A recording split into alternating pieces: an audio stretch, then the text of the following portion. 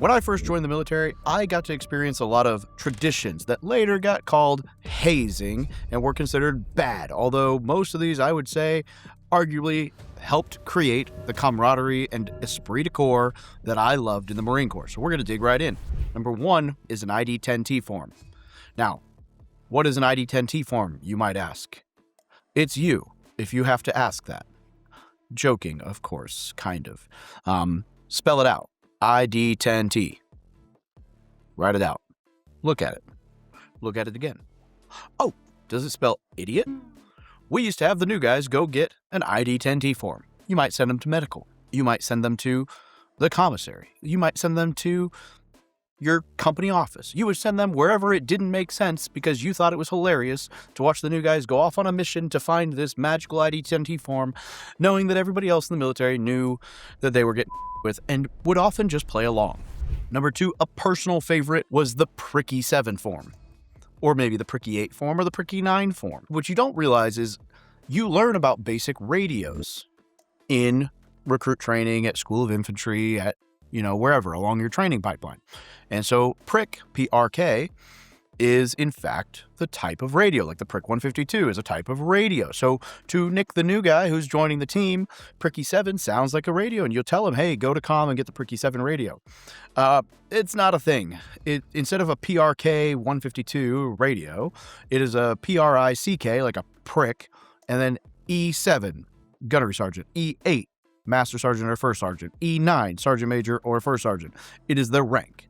And so you would send them to comm and say, hey, I got sent here to get a Pricky 7. And then you'd often send them to ask the gunny for the Pricky 7. And then the gunny would, depending on their mood of the day, they would either get pissy and yell at them and send them back, or they would play along. And sometimes the Pricky 7 at comm would, the gunny would send them to go find the Pricky 8 at the company office. And then it was fun. I even did this on recruiting duty. I would send we would do all hands pool functions and other sections. So I was the Springfield section, the Joplin section would show up, and I would find one of their kids and be like, hey, I need you to run up to Sergeant Major real quick and ask him for a Pricky 9 form. And then Sergeant Major would have some high school kid who wasn't even a Marine yet asking him about the Pricky 9, the Prick Sergeant Major, and he'd get all pissed off, and then he'd send it back to his group, and then the group would be all mad that it is what it is. We also used to try to steal each other's guidons. That was the whole thing. That wasn't necessarily hazing so much as just fun. That was good old fashioned, you don't let anyone take your guidon, and we would try. Number three was the axe/cover test. And so in the Marine Corps, I was Motor T, we had these axes as part of our kit that would go in our 7 tons and trucks, so that, if you got stuck somewhere or whatever, you needed to use an axe for whatever reason. It had an axe, a shovel, a bunch of different random tools. I actually don't know that I ever had to use it in a real situation, maybe once or twice. But we would tell the new guys that we had to test the axes to make sure they were sharp. You'd have this big old log. You'd be like, you got to try to chop through this log to make sure the axe works.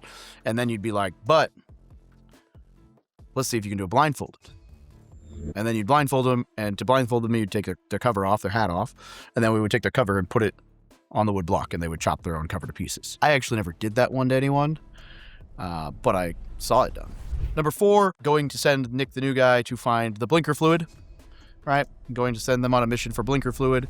Number five, which is exhaust samples. We would have them go get, if they were being heads, you'd go get a big trash bag, and you'd have to go collect an exhaust sample by taking the trash bag and collecting exhaust and tying it up. And then you'd have to store, the exhaust samples. You'd have to write the truck serial number on the exhaust samples and store them in places, for sampling. And then a week would go by and somebody would find this janitorial closet full of exhaust samples and be like, who was screwing with the new guy? It is what it is.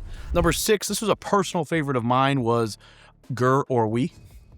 And so you would walk up to someone, and you'd grab their hat, their cover, and you would say, is this a GER or a we cover? And this was particularly effective if they left the cover somewhere unattended. And so you'd find it, and you'd be like, is this a GER or a we cover? And then they'd be reaching for it. You'd be like, nope. Is it a GER or a we cover? And they would answer, inevitably. And if they said GER, you would throw it on the ground, stomp on it, and go, GER. And so then inevitably someone else would get them at some point.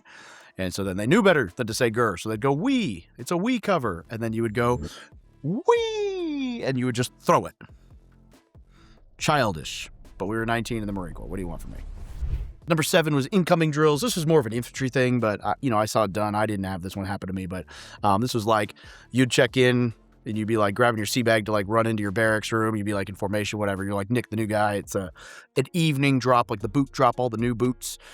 And old disgruntled infantry guys would be like drinking beer up on the walkway, and they would just like, IDF, indirect fire, like mortars, just kind of like chuck the beer can or beer bottle off the deck. Not necessarily trying to hit you, but you'd be dragging your sea bag in, and there'd be like beer bottle, and they'd call it incoming drills.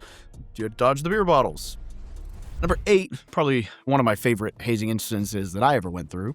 This was in Fuji, cold weather training, Japan. We got woken up at, it was like 10 o'clock at night. We'd just gone to bed or just getting in our racks. We got told, hey, get dressed, going outside. We go outside. Just my fire team. And so my vehicle commander, corporal, and then the 4 of us, or 3 of us in the fire team.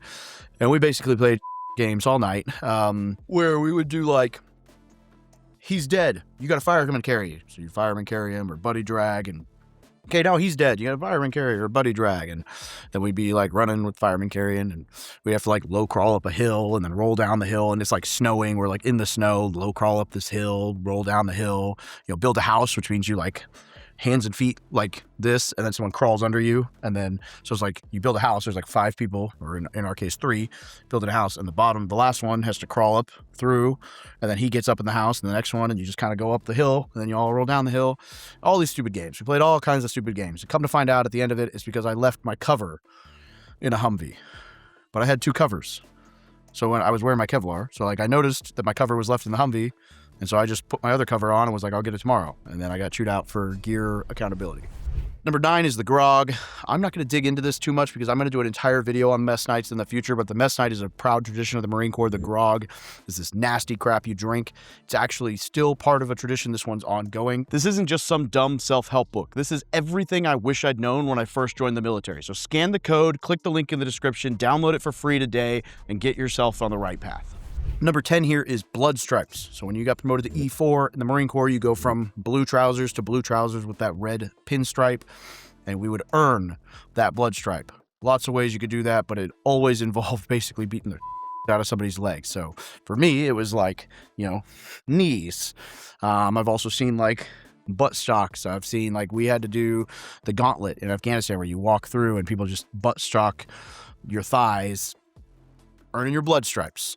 That kind of got stopped because people would get hurt. Somebody got a blood clot, take a little too far, too extreme, whatever. Number 11, pinning for promotion. This is where you would, you put their chevrons in, and then you would like put them in or like rub them in, and you try to cause blood. A couple of times we did cause blood, draw blood. But this is, you'd put it in and just smash the chevron in and dig it around a little bit.